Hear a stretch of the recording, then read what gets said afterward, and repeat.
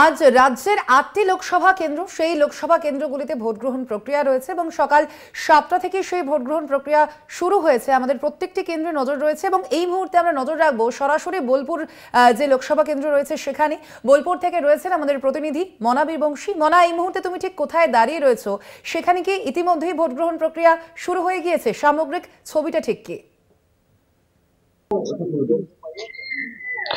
দেখো, একেবারেই তাই। তুমি জানো যে দেশের পাশাপাশি রাজ্যে ৮টি লোকসভা কেন্দ্রে নির্বাচন রয়েছে। এই ৮টি লোকসভা কেন্দ্রে নির্বাচনের মধ্যে বীরভূম, তুমি জানো যে কেষ্টমণ্ডলের গড় হিসেবে পরিচিত, সেই জেলাতেও বীরভূমে 2টি লোকসভা আসনে ভোট, বোলপুর এবং বীরভূম। দেখো, এই মুহূর্তে দাঁড়িয়ে আমরা নানুরে রয়েছি, অর্থাৎ বোলপুর লোকসভা কেন্দ্রের নানুর বিধানসভায় পাপুরি গ্রামে রয়েছি, যেখানে বীরভূম জেলা পরিষদের সভাধিপতি, জেলা তৃণমূল কোর কমিটির অন্যতম সদস্য কাজল শেখ, তিনি ভোট দিতে এসেছেন পাপুরি যে প্রাথমিক বিদ্যালয় সেই ভোট কেন্দ্রে। আমরা কথা বলবো কাজল বাবুর সঙ্গে। কাজলদা, সকাল সকাল দেখতে পাচ্ছি তো আপনি ভোট দিতে চলে এসেছেন, কেমন হবে দিনভর ভোট? আপনার জেলা সভাপতি কেষ্ট মণ্ডল এবারে প্রথম বীরভূম জেলা একটা বড় ভোট, সেখানে অনুপস্থিত। দেখুন, তিস্তা গ্রাম পঞ্চায়েত নির্বাচন আমরা টিম অনুব্রত যারা আছি তারা মিলিতভাবে সংঘবদ্ধভাবে করেছি। এই যে লোকসভা নির্বাচন, এই লোকসভা নির্বাচনটা আমরা সকলে মিলিতভাবে করছি। প্রত্যেকটি এরিয়ায় যারা দায়িত্ব আছে তারা নিষ্ঠার সঙ্গে সততার সঙ্গে দায়িত্ব পালন করছে। তাছাড়া বীরভূম জেলার দায়িত্বে স্বয়ং দলনেত্রী মমতা বন্দ্যোপাধ্যায় আছেন। আমাদের যুবরাজ অভিষেক বন্দ্যোপাধ্যায় বারবার এসে আমাদের নির্দেশ দিয়ে গেছেন, দুটো লোকসভা কেন্দ্রে জোড়া ফুল ফুটবে, বিগত দিনে যে ব্যবধান ছিল সেই ব্যবধানকে ছাপিয়ে যাবে। এই বিষয়ে দ্বিমত কোনো অবকাশ নেই। সকাল 7টা থেকে ভোট গ্রহণ পর্ব শুরু হয়েছে, এখন ঘড়ির কাঁটায় প্রায় 8টা, 1 ঘন্টা হয়ে গেল। 2টি লোকসভা কেন্দ্রে কি অবস্থায় ভোট চলছে? কোনো অপ্রীতিকর ঘটনা ঘটেছে কিনা, কি খবর রয়েছেন? আপনি যেহেতু জেলা তৃণমূল কোর কমিটির সদস্য, আপনি পুরো বিষয়টা মনিটরিং করছেন। দেখুন, এখনো পর্যন্ত বীরভূম জেলার বুকে মানুষ লাইনে দাঁড়িয়ে ভোট দিচ্ছে, নিজের ভোট নিজে দিচ্ছে, গণতান্ত্রিক অধিকার তারা প্রয়োগ করছে। 2011 প্রাককালে মানুষের এই অধিকারটাকে হরণ করা হয়েছিল। মানুষ এখন লাইন দাঁড়িয়ে ভোট দিচ্ছে। আপনাদের কাছে অনুরোধ করব, আপনারা যেহেতু সাংবাদিকতা করছেন, প্রত্যন্ত গ্রামে পৌঁছে যান।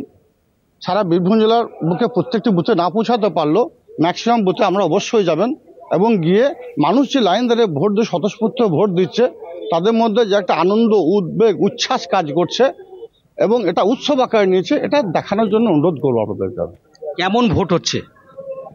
ভোট 4 তারিখে ভোট বাক্স যেদিন খুলবে সেদিন শুধু জোড়া ফুলই ফুটবে আর বিরোধীরা শস্যের ফুল দেখবে বলে আমার বিশ্বাস। কারণ মমতাময়ী মা মমতা বন্দ্যোপাধ্যায় বাংলার বুকে যে পরিবর্তন ঘটেছে, বাংলা বুকে যে উন্নয়ন করেছে, উন্নয়নের মাধ্যমে মানুষের বাড়িতে বাড়িতে পৌঁছে গেছে।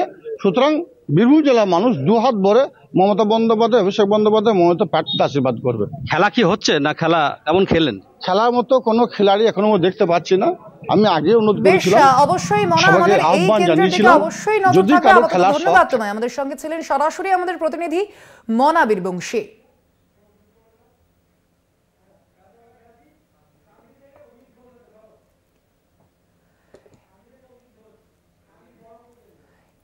এবার আমাদের নজর থাকবে বহরমপুর কেন্দ্রের দিকে এবং সেখানে কান্দি থেকে রয়েছেন আমাদের প্রতিনিধি অভিজিৎ ঘোষ। অভিজিৎ, এই মুহূর্তে তুমি কোথায় দাঁড়িয়ে রয়েছো? ভোট গ্রহণ প্রক্রিয়া কি ইতিমধ্যেই শুরু হয়েছে সেখানে?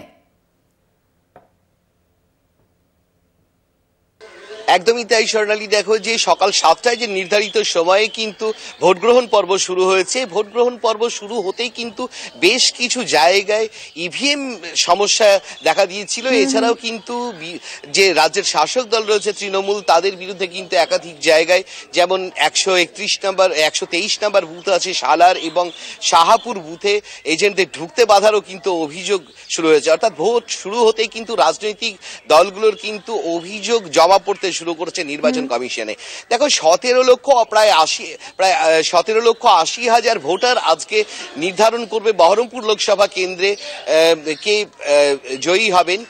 সেই হিসেবে কিন্তু সকাল 7টা থেকে নির্ধারিত সময়েই এখানে ভোট গ্রহণ পর্ব শুরু হয়েছে, যাতে শান্তি এবং অবাধ ও শান্তিপূর্ণ নির্বাচন হয় সেই দিকে লক্ষ্য রেখে প্রশাসনের এবং নির্বাচন কমিশনের পক্ষ থেকে 74 কোম্পানি কেন্দ্রীয় বাহিনী রাখা হয়েছে। এছাড়া 4000 রাজ্য পুলিশও মোতায়েন করা হয়েছে এই ভোট পর্বকে কেন্দ্র করে।